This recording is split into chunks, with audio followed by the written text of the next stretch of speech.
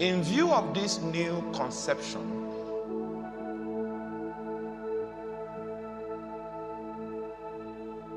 whereas the best example of a goat is a goat because it was created after its kind.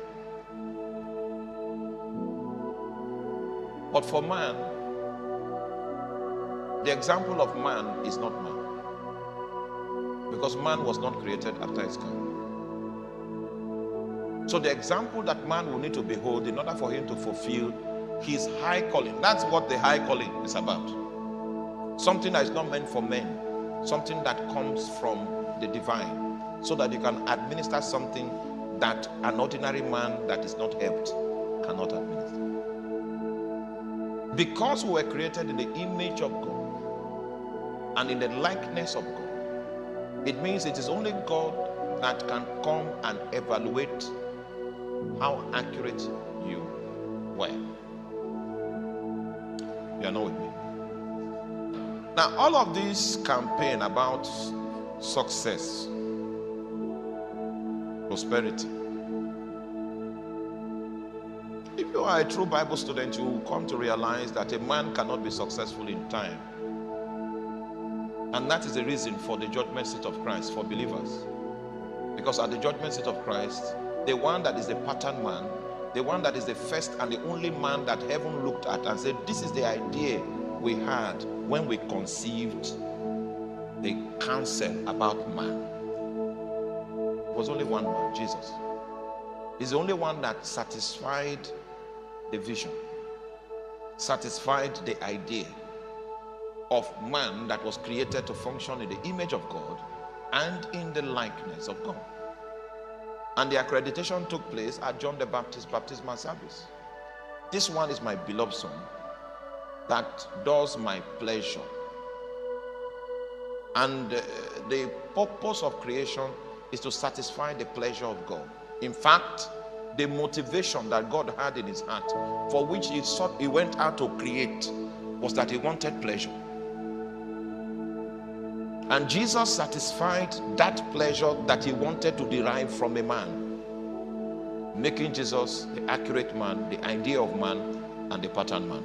It is that same Jesus, are you still with me, that will come and evaluate all of us to see if we were compliant with that original vision. Now, anytime the counsel of God sits to decide, please don't trivialize it. It will run through time and it will determine the course of eternity.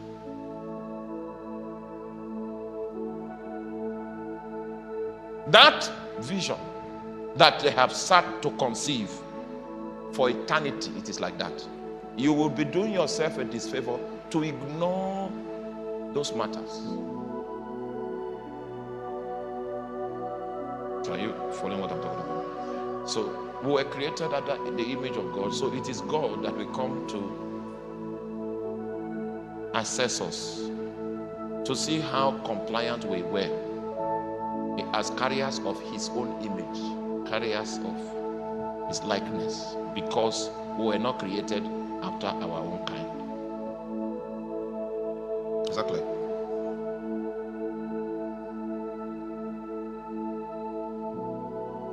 In view of the above, it must be known that the way God did it was that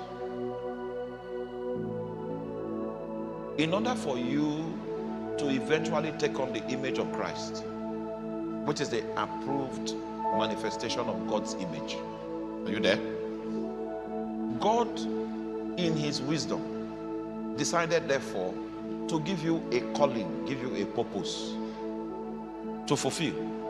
That purpose is the context in which God puts you, that has all the challenges that are needed to make you permanently dependent on God, that has all the troubles that are needed to make you see that you have no way of survival apart from God, to yield to him so much that you now eventually take on his image. The objective is that he wants you to take on the image of Christ. He wants you to begin to think the way Jesus thought, to obey the way Jesus obeyed, to function the way Jesus functioned.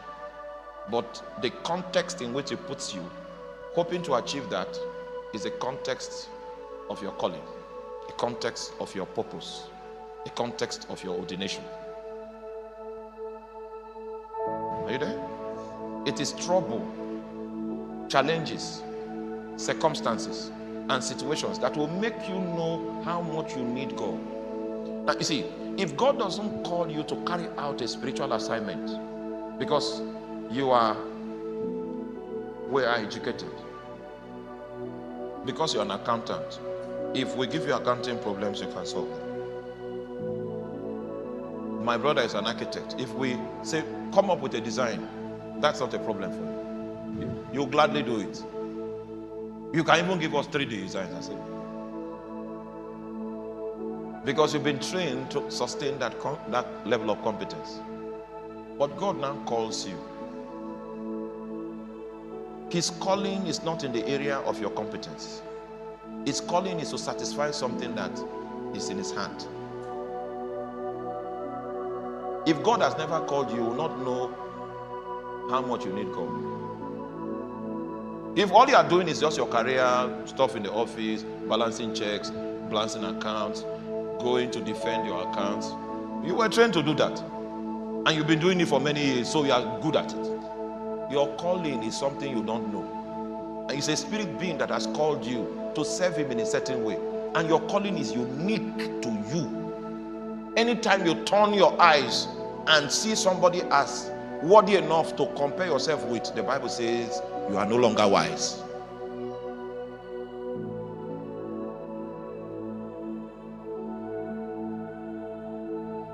So in this, so it means there's a unique place God has placed you, God has put you, that He is expecting you to develop in to become like Jesus. The challenges in that place are necessary for your development. That's why God has not killed Satan. Some of you wouldn't have been in church if not that a spiritual arrow was fired at you. So you will not be here. From Benin, they released one fire from Benin.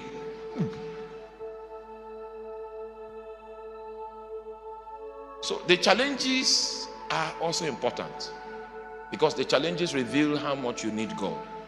So if you are going to fulfill an assignment that God gives, the only way you can fulfill it is that it comes to you as a revelation that I am in desperate need of God. And the way God is not in a formula.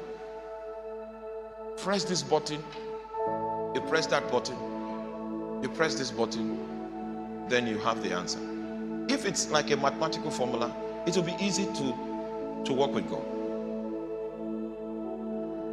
You know, some time ago, preaching and teaching became a formula, points. Number one, so well structured so that you can understand it mentally. Unfortunately, God is not known cerebrally. So your formulas and your keys will not work. You can take them, write notes, but you will never use it in life. In the days of your challenges, you will not even remember those notes. That's not how we learn God. It's not by cerebral articulation. It's by seeking God out. Oh, you are not with me. It's by seeking Him out. God will allow challenges to come your way, and the reason why He will allow it is so that you can seek Him out. It's only Him that has the ability to give you what it takes to fulfill your calling. And the fulfillment of your calling is the strategy, the bait He uses in order to make you continue on the journey of Christ-likeness.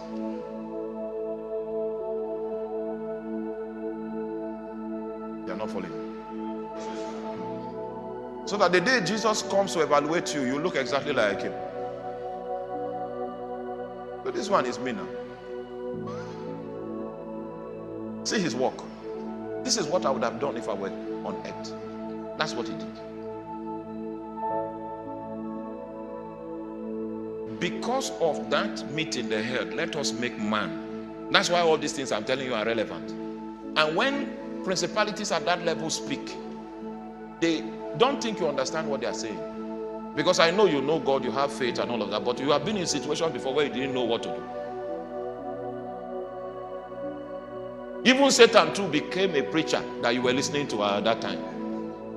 Meanwhile, you are educated in scriptures, you've been in fellowship, and that is the reason why we cannot do without the brotherhood. All of us will be in that situation one time or the other, and you will need encouragement from this sister. She is the one that will be speaking by the voice of God. That will now, because the thing is not cerebral. When demons attack you, your mind is suspended. It's what is in your heart that will come to your rescue.